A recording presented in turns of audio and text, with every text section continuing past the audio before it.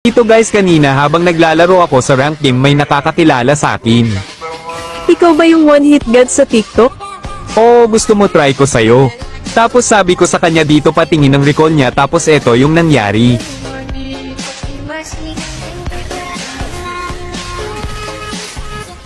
Sinabihan pa talaga akong fake. At dahil sinabihan mo akong fake, ipaparamdam ko sa'yo kung gaano ako ka-legit. At dahil nakilala mo ko, target lock ka sa akin.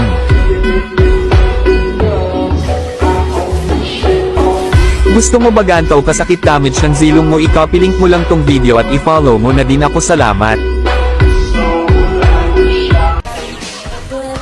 Grabe, parang legit. Magtatype pa sana ako dito kaso biglang may lamok na dumaan sa harapan ko.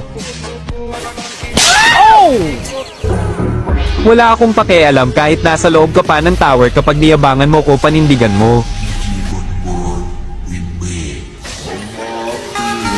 Kung gusto mo ganto kasakit damage ng zilong mo, follow mo lang tong page ko. Salamat.